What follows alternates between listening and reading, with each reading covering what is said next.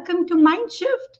I'm your host Avneet Kohli, bringing to you yet another episode to help you expand the horizon of your mind and to help you invest in your personal and professional development. I truly believe that human potential is limitless, but having potential is not the same as doing something with it. Clarity of vision and direction, along with the ability to adapt to any curveball that life throws at you, is what makes all the difference. And what better way to actually get around that than learning from experts who can share their life lessons that have led to their success? And that's my simple intention with this show called MindShift. Today, we are going to be talking about how you can reset your perspective and adapt to the new. With that, let me tell you a little bit about my guest. He spent nearly 2 decades of his career growing India's top events and entertainment giant, Viscraft International Entertainment. He brings to the table strategic thinking and years of experience of driving business growth across the experiential marketing and events industry. He's currently the Vice President of Virtual Events at India's largest PR firm, Adfactors PR. Ladies and gentlemen, boys and girls, before I give his name away, take a look at this.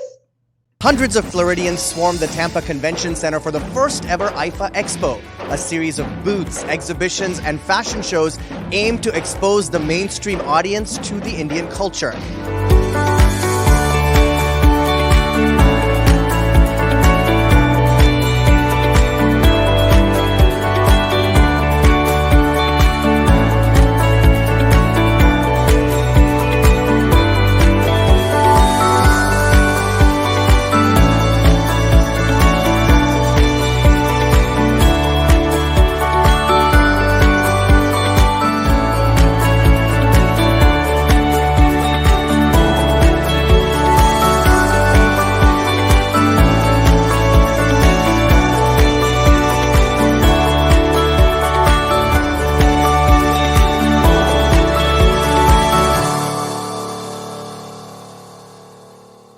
Put your hands together as I bring in experiential marketer and the head of virtual events at India's largest PR firm, Adfactors PR, Zarif Tapia.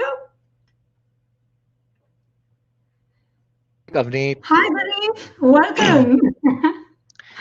Thank you so much. Thank you for having me here. I'm super excited to have this conversation with you today and with the audience that you have listening to all of us. I'm Great super to have you excited here. too, and it's amazing. I'm thankful that you made this happen at short notice. And I am super curious to really understand what is happening in the virtual event space. I have a lot of questions lined up. But before we deep dive into the topic for today, I think I am going to introduce an interesting segment today, which is called 90 Seconds to Know You. I'm going to Right. ask you some fun questions so that I can Okay. know you a little better because I've always known you through work, but I believe a human being can have so many different shades, and I want to know and I want my audience to know. Absolutely. Let's go for it. All right, superb. Zarif, if you could live anywhere, where would that be?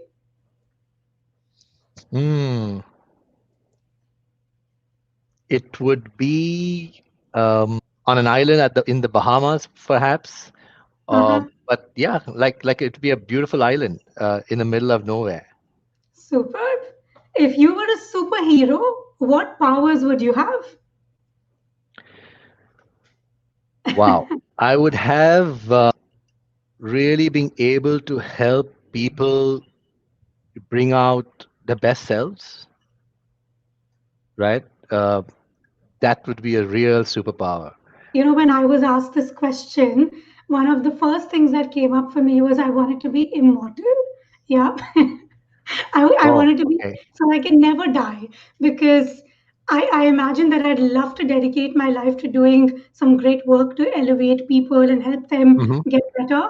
And then having to leave all of that and go was like, no, dude, if I was a superhero or a superwoman, that's one power I would have loved to have. What would you do with such a lot of time? I would You need to continue fill the time to, up. I would continue to shift some Right. mind, get people to live a better quality of life, to be Hmm. happier, be healthier. So that's what I would do. Great. Sounds good. We had a comment come in from Satyaki Sen Gupta, who says, "Great to see you, my old friend Zarif. And thanks to Avneet for this session, which will surely be a learning and enlightening one." Oh, hi, Satyaki. Nice to know that you're logged in. So Zarif is going to be found in the Bahamas, and as a superhero, he's going to help transform others. If you would win a lottery, Zarif, what would you do with the money? Break it up. A part of it, I don't know how much, a part of it would be used for some of my pursuits, so my passions, myself and my families Hmm. that I have been maybe wanting to do that the money would kind of help do, Hmm. achieve rather. Hmm. And whatever else that I would have surplus, probably put it for good use in terms of for future generations, so to speak. My daughter and people that I could help make lives better, perhaps. But I would definitely first fulfill my personal passions and the immediate things that I would want to go after. But what I would like to ask, Zarif, is you've been an experiential marketer and you've been in events for almost over 2 decades, actually. So That's right. I would assume you would have seen this industry at a very nascent stage and seen it all the way become, I don't know how many crores of an industry today. But what is that little, let's say, what do you see as a difference between then and now? How has it evolved? Oh, I think the acceptance of experiential marketing as an industry, and experiential market is obviously a fancy word. We never used that in the past. We used to call event management. It used to call activate brand activation for the longest period of time. Hmm. I think it's grown hugely. It's been accepted by clients, by the industry as a very important um, means to engaging audiences, Hmm. and very impactful, far more impactful than obviously advertising as such. Hmm. Much more focused, and yeah, all of those benefits. Clearly, it's a lot. There's so much more acceptance today for this industry than ever before, and it's grown by leaps and bounds in the corporate space, in sports, entertainment, definitely, in every area, so to speak. Yeah, I can go on. Talking about it. I remember when I started off my career, even before I joined Wishcraft in the year 2000.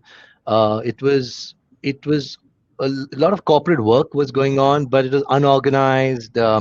You told people, if I told my aunts or my family, extended family, what I'm doing, it would be difficult for them to even understand what events is all about. And Hmm. now it's no longer it's there are courses that teach you how to be a great event planner, for example, or even the specializations of wedding planning now, right? Hmm. Because that's such a huge Hmm. industry itself. So it's hugely evolved. I remember when we were, chatting what to really talk about today and what topics to cover, there was a very interesting example that you shared with me about the cake and the cake philosophy of how and where that experience has changed. So why don't you Right. walk us through that? Because I think there was a great amount of learning, and in fact, I never looked at it that way unless, you brought it to my notice. So why don't you walk us through that? Sure. So that's not mine, by the way. It stems from a very popular book called The Experience Economy, written by Joseph Pine.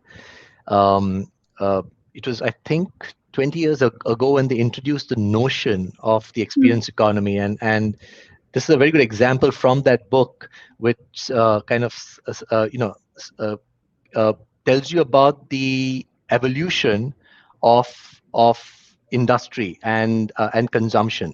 So Hmm. what it basically speaks about is we have evolved as consumers from just consuming goods mm, to services, and then mm, from services to experiences. And we are currently living in an experience economy, although this is the worst hit aspect mm,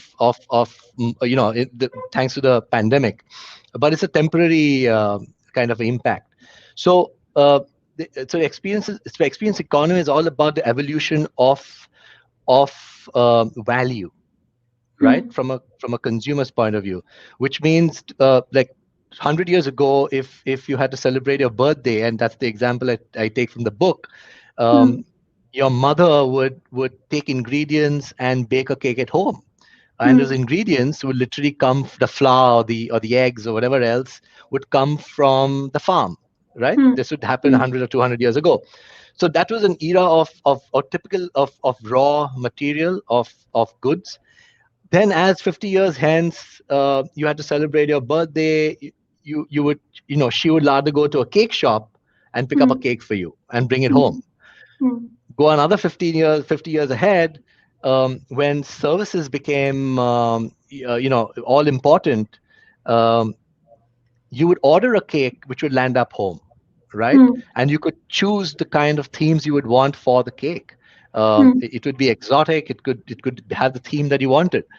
mm, Now when you want to celebrate your birthday, or in the experience economy, you call an event planner who not only gives you the cake but gives you the experience around the cake, which mm, is a great MC, or games host, the entire decor, the music, the entire experience. So what's happened is, the value of that product or service has gone up so many times in the experience economy, because experiences are king, and mm, experiential marketing stems from that entire space where consumers want experiences. They're no longer satisfied with goods and services anymore.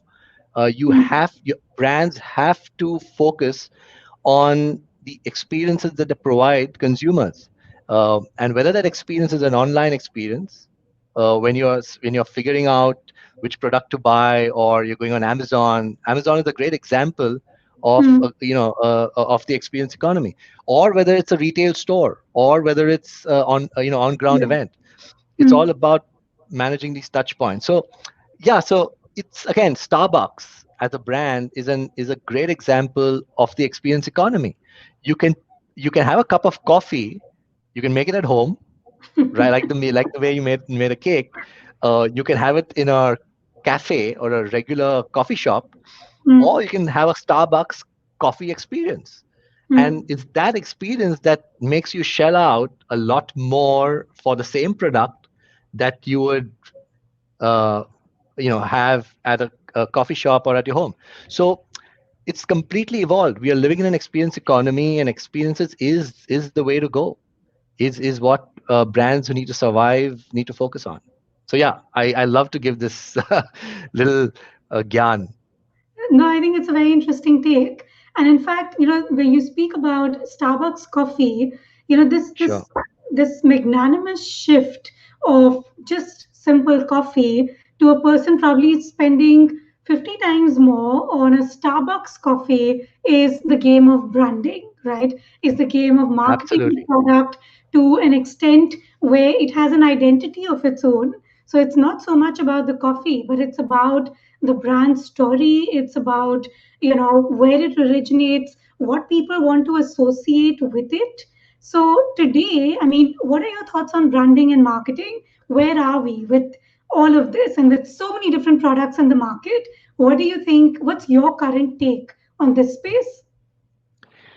So I think, as I said, experiences are king, and brands will need to continue focusing on providing great engagement to consumers, experiences, and these experiences have to be in, I would say, in conjunction with what brands stand for, right? You no longer can bullshit and get away. So you can't put an ad in the paper which is not authentic, which doesn't kind of resonate with the product I buy or Mm, the values that the brand stands for. So authenticity. is very crucial in terms of you're going to be found out if you as a brand you're not being consistent with what you stand for, with what your purpose is, and stuff like that. So that's where I think marketing is. And in the context of this pandemic that we're into, there's been a fundamental shift in this space. And more you'll find brands that will need to be more authentic in their Hmm. engagement, in because people have no patience for, they don't want to see a commercial, they want connection, Hmm. especially in this period of strife and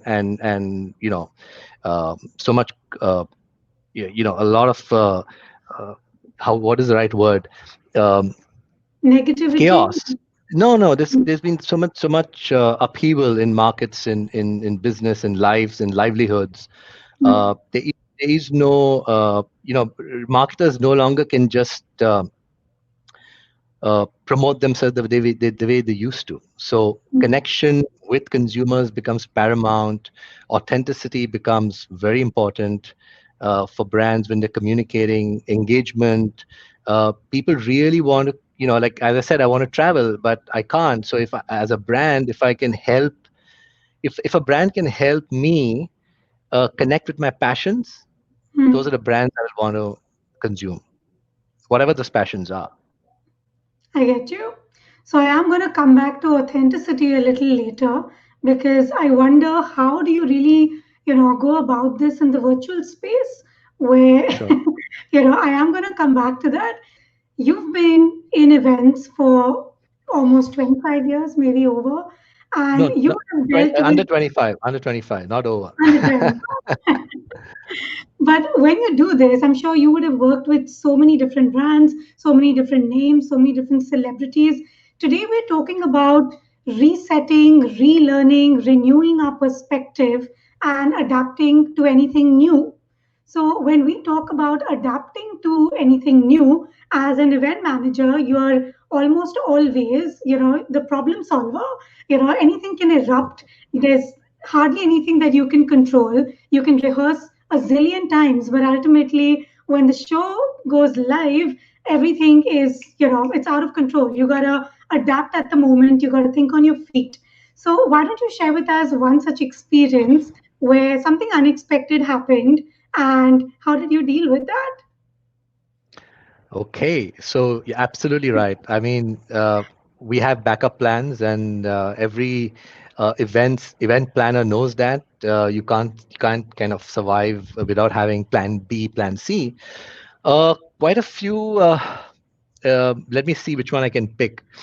So let me take this example of the. So there's a project called the IFA Expo Hmm. that I put together at Viscraft when we were planning the IFA in Tampa Bay, Florida in 2014. So this was a Mhm. sub event, and for the Hmm. first time, we decided to create this sub event for IFA.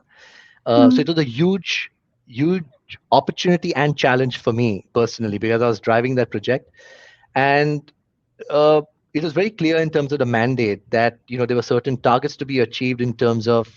So let me tell you what that event was about. It was an exposition Hmm. where the idea was to take the best of India in Hmm. terms of exhibitors, like a consumer exhibition.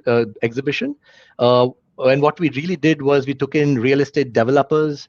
We had fashion designers, even sari manufacturers, so some very interesting consumer products, which are like the best of India, to be Hmm. showcased in as part of IFA in an Hmm. event, where Hmm. because IFA anyway naturally attracts the Indian diaspora wherever it goes, right, in large Hmm. numbers, Hmm. and but typically they did not consume the people who attend IFA or travel from across the US to say Tampa.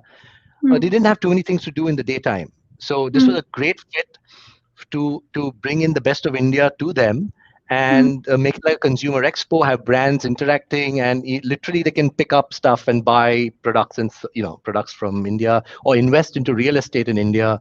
So As we were planning this event, we were 1 month before the event, and we hadn't reached our figures for the exhibitors that we wanted from India. Mhm. Of course, we got a certain number, but we were falling short because of, as sometimes as usual in India, we do things at the last minute. So that's where we were at. So the only other option I had at that point is to travel to Florida and bring in exhibitors locally to fill in the Okay. gap, right? Mhm. So we kind of this as a team we decided this is what I would do, and Mhm. I traveled there. I spent a month there, and it was a completely unknown. I had never ever worked there or lived there, but with the network that we had, and the kind of connections, and thanks to the IFA brand value itself, I managed to bring in a lot of local Indian companies and businesses into the expo. And not only did we have a great exhibition at the end of it with with record-breaking footfalls, it was a success. And it only happened because of the decision that I took to land up there and get the numbers in, get the participation that we needed in from the US rather than depending on India, because we were at a kind of a we'd kind of reached the highest we could reach from what we could take from India. So yeah, so some stuff like that, you got to adapt, you got to get move and push yourself into doing stuff that you may have not planned, and make it happen. And yeah, it if you do it with sincerity and focus, I guess it all works out. And Absolutely. so that's a good example of adapting to uncertainty, and getting the sponsors in, and stuff like that.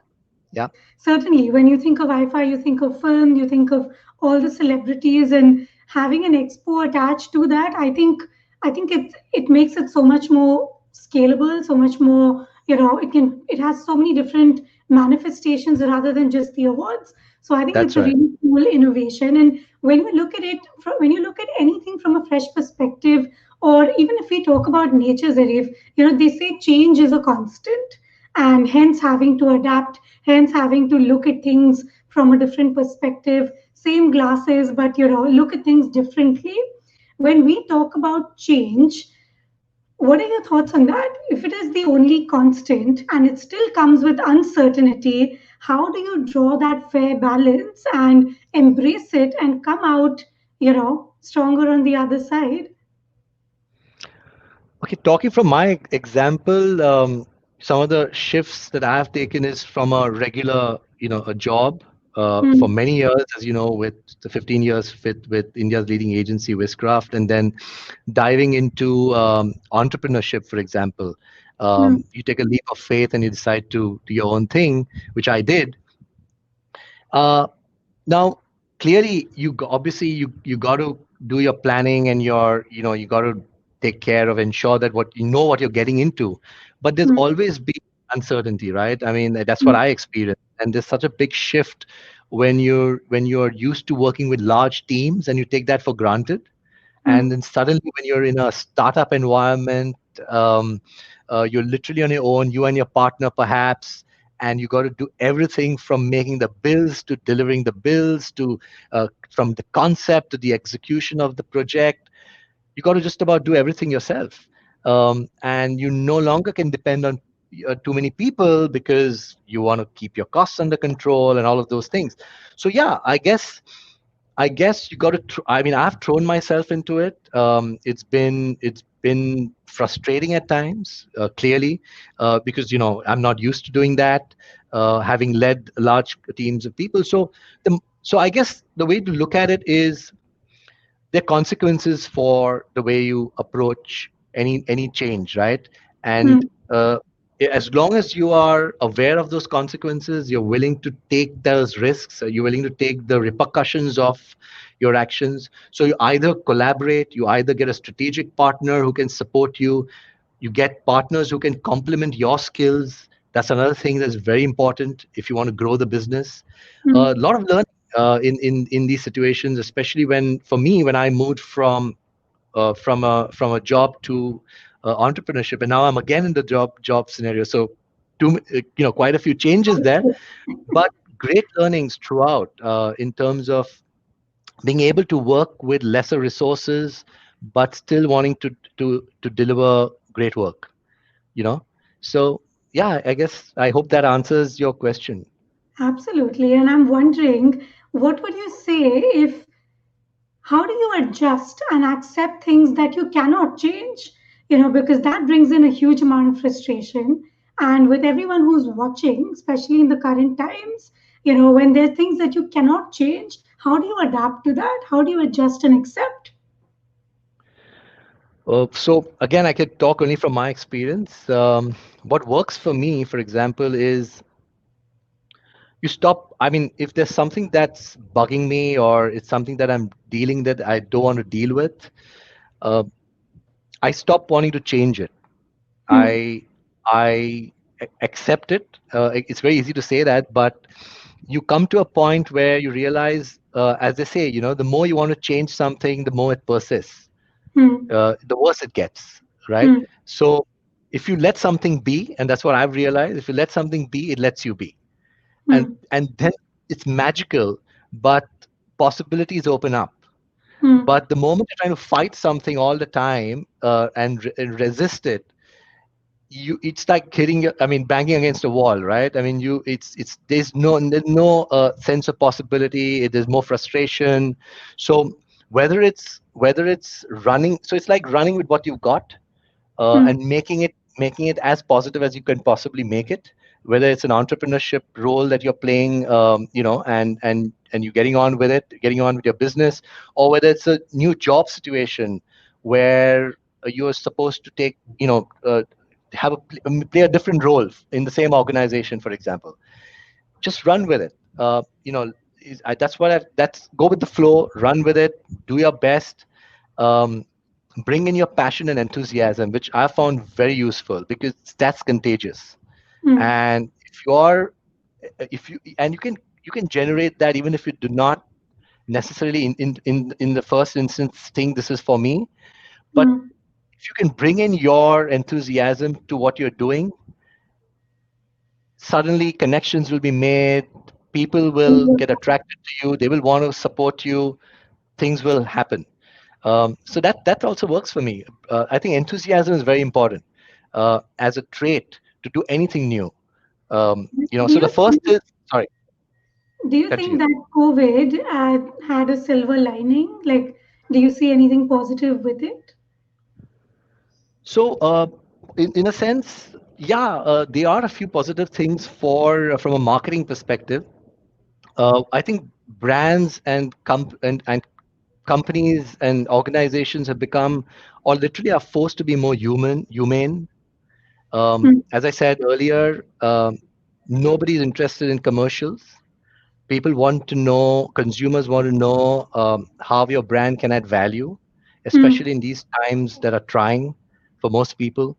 So that's the silver lining. There's been literally a, a force for change in the Hmm. way marketers need to communicate Hmm. with consumers. So that's been that's one part. Secondly, I think the focus on essentials. Hmm. At least for me and for most people, we've realized what's really essential, what really matters in our lives. Uh, Hmm. Family, friends, relationships. I think there's a lot of how do I put it?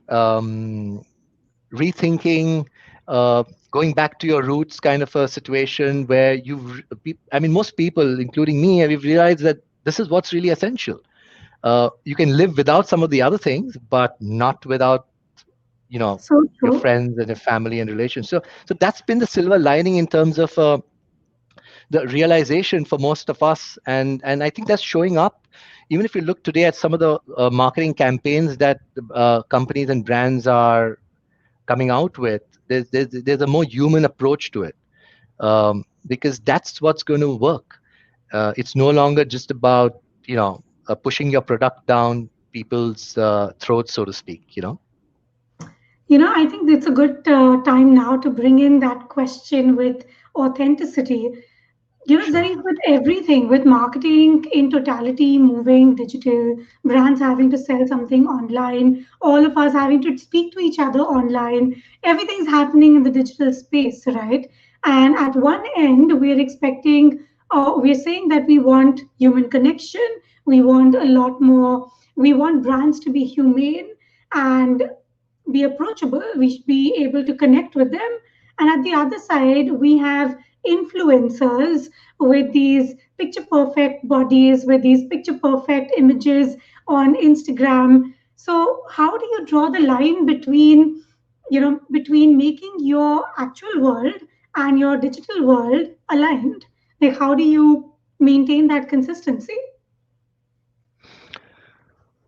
Uh, let me kind of understand your question, right? What you're saying is there's a lot of superfluous or The disparity between the online and disparity offline between. world, Okay, how do you bridge sure. that? I guess you would do that in terms of the way you put your narrative together, and how, as I said, how authentic you can be in terms of aligned with your values as a brand, right? I guess Mm, that's what matters. Whether you're working with an influencer who may have a who may be great looking or whatever, or have a very good following on social media, as long as the brand's values and the influencer's values are in alignment, mm, and in alignment with what you want to put out there as a brand, it's going to work clearly. mm, mm. When there's a disconnect there, it's not. So I think that's about it, I guess. So even in terms of choosing and working with certain influencers, uh, that you work with, uh, I guess this has to be kept in mind, in terms of why are you choosing that influencer? Are your values in alignment, as a brand and as what the influencer is doing? As long as that's there, I don't see any disconnect. Zarif, also, there's a lot of, I mean, right now, everyone's filming videos, everyone's putting out content left, right, and center, and people want to get online. And, what would be one tip if you were to help these new content creators, stand out in the virtual space, get noticed? If they're just starting out on that content curve, as a marketer, what do you look for in an influencer, or what would you like, as a tip for them? I would again go to being authentic to who you are, and what you're passionate about, and if that kind of shows up in everything that you're doing as an influencer or a content creator, uh, the right people will connect with you, and the right brands will connect with you. I guess that's where it all comes down to. Be passionate about who you are, be passionate about uh, you know what you stand for, and put it out there, and go for it. I guess that's where authenticity comes in again, right? And that definitely works in the long term. Absolutely. I think beyond the point, it's so difficult to hold a pretense, right? So, if you have clarity, this entire show where we talk about mind shift is to help people, achieve that clarity, achieve that direction that they want to take in life, to learn these life lessons that have helped others, speed track their journey. And in talking about adapting to the new, Zarif, how have you adapted to the new times? How have you made COVID resourceful? Okay, so on multiple levels. So one is from a personal level. I have I've used my time for a number of, I would say, interests that I've had. One is teaching, so I kind of taught postgraduate students at the Indian School of Design. I something that I'd never done before. I really enjoyed doing that for a bit, and I got myself trained to be a coach. Mhm. And that's something that I've been wanting to do for. I mean, I've always had interest in that space, and coaching anyway is something that shows up as a leader. You got to coach your team. You got to, that comes naturally. But something that I wanted to do, and so I've got myself to do that. Although I don't know when I'm going to really start, um, you know, professionally kind of coaching others. Maybe I'll do that on a weekend, but yeah, so I use my time to kind of relearn um, those areas and kind of some of my passion projects. Other than that, at work, I've had a great opportunity at Adfactors to really do some amazing work for our clients in the virtual space. That's been a huge learning again, and an unlearning. So I must tell you Mm, about both. Unlearning from a context that the digital space and events on the virtual space are so different. mm, They're so different from multiple in multiple ways. One is pure sheer from the sheer budgets, right? I mean, at a fraction of the cost, you can reach out to so many more people virtually compared to what you would do physically on the ground. That's mm, one. Second, um, it's a completely new space. The technology is changing literally every day, and you got to. I had to learn. The team had to learn while we were doing um, integrating it, providing those solutions to clients.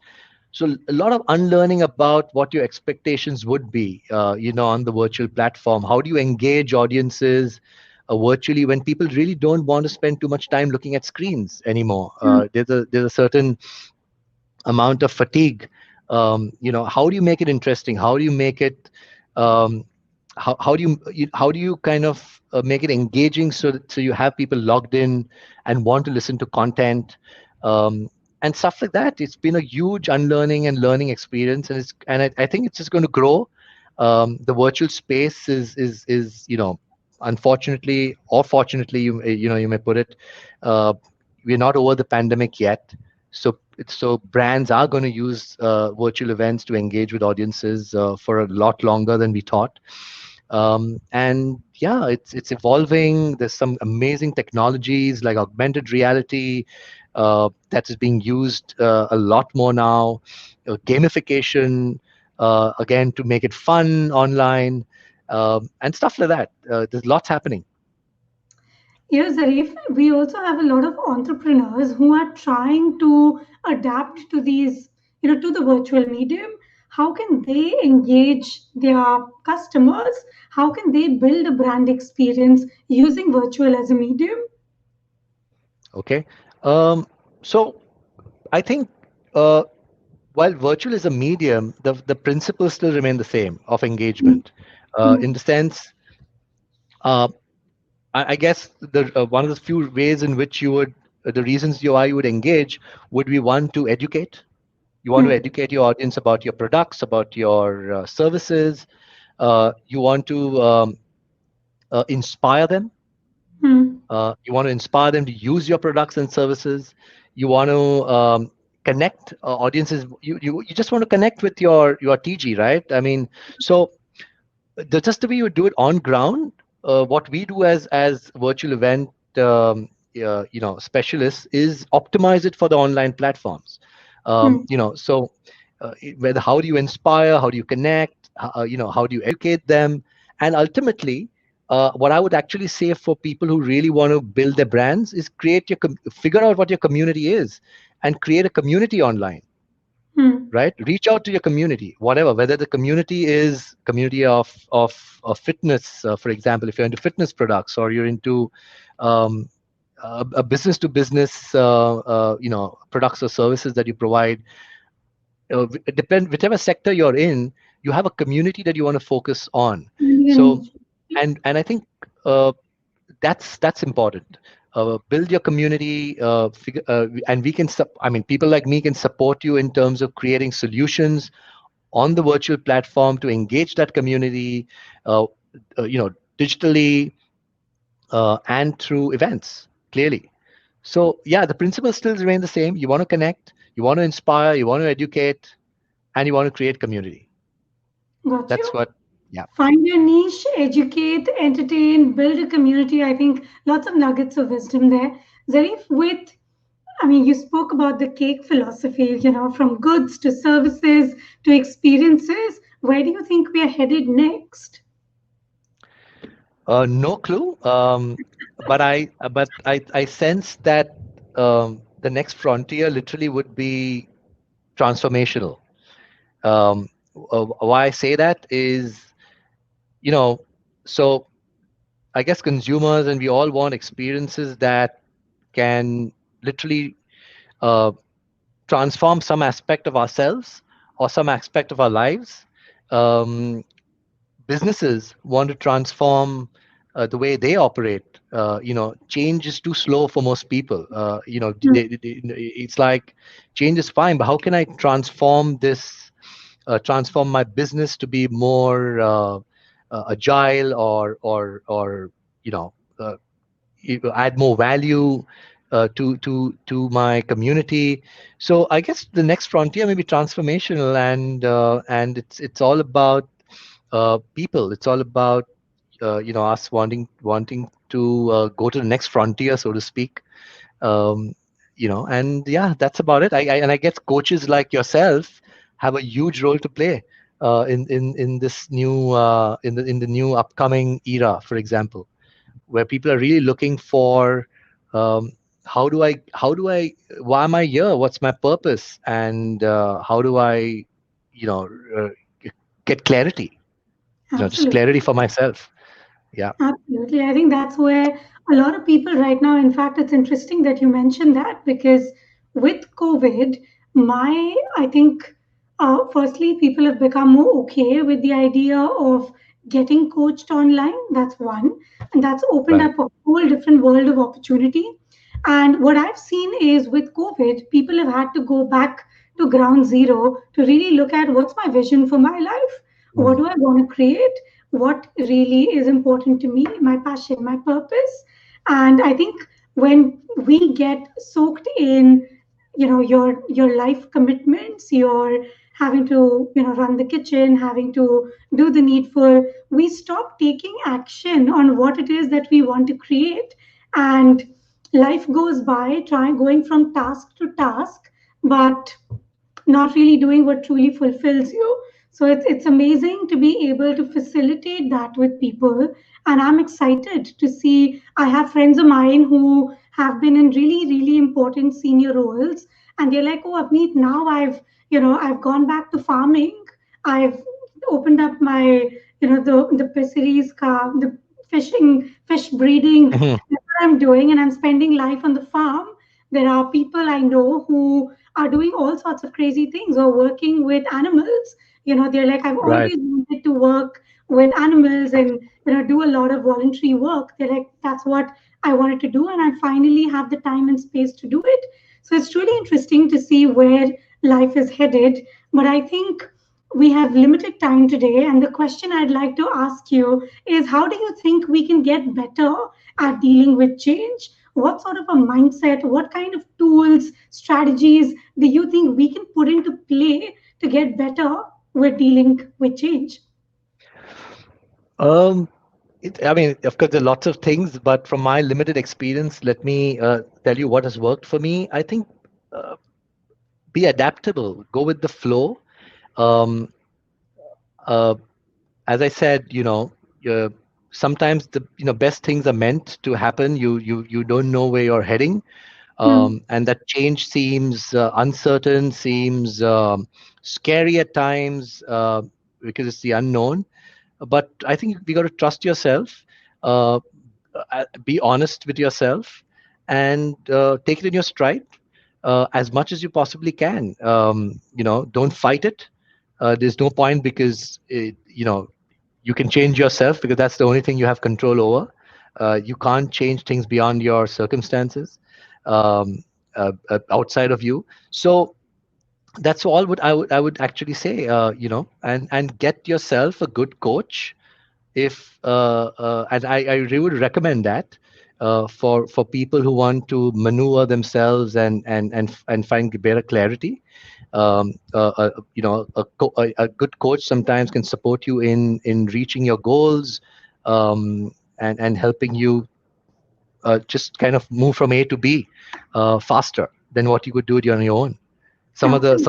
Some of the best professionals out there, whether they're CEOs or sports people, have Oh, coaches. So absolutely. why can't you and I have one? So Absolutely. so I look yeah, at those it are my little tips. the way people have personal trainers. I think we're headed to an era where everyone's going to think it's just like how in the last 5 years, I would say this entire change in people being so open and to talk about mental health, to be able to say that, okay, dude, I don't feel good. I mean, until some time back, that wasn't okay. You could be killing yourself inside, but people would, always try to put forward a strong face. No one would admit to the fact that I am, feeling anxious, or that I'm feeling depressed, or, all these words were frowned upon. So I'm Sure. truly excited to see where I think it's going to be cool in the coming future, where just like we go to the gym to work out, I think people are going to need to exercise their minds, and they're going to go to a coach to help them make those Absolutely. And millimeter shifts. completely. And I just want to add to that, Avneet, and it's not about only when you're depressed or you're down or you're low or whatever. For just normal people, for achievers, and I would put it even for people who have everything going for them. It's just good to have a bouncing board, so to speak, or have a coach guide you. You don't need to have a him or her, but if that's something that works for you, I think you should go for it. But some parting thoughts, Zarif, if there was one mind shift you would like every viewer to have, what would that be? As I said, change is the only constant.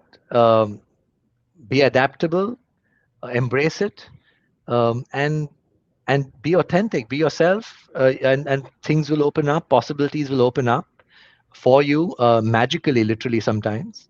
You can't bullshit the universe, so keep that in mind. I guess that's about it. That's that. I mean, yeah, that's the mind shift I would go with. I think something that I read recently was that change is inevitable, but growth is optional. And I think True. that's another big one. From if I had to condense everything that you said, that was a good takeaway for me from this session. I have to say a very special thank you. You made this happen. And I am looking forward to going back and sharing the stream with everyone I know. Whoever's watching, now is the time you share this piece of content to actually inspire people, to help them reset, relearn, and adapt to anything new.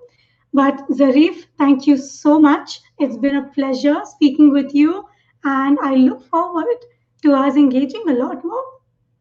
Brilliant. Thank you so much, Avni. Thank you for having me here. I had a great time having this conversation. More power to you. Thank you, Zarif. I'll see you on the other side. Take Bye. care. Thank you very much. With that, ladies and gentlemen, boys and girls, today has been a special one where we're talking about how you can adapt to anything new, right? Like change is always difficult, and sometimes we push ourselves into a victim mindset. We start resisting, we start questioning, doubting ourselves, and we're not really sure how to deal with it, right? But if you put all of that anguish to one side, but just be open, be flexible, stop resisting, and choose to grow with whatever curveball life throws at you. I think you're setting yourself up to win. So, with that parting thought, I hope today's session has been an insightful one. Make sure to share this with everyone that you know to spread these positive words to spark someone's day. Until next time, this is Avneet Kohli taking your leave. See you soon.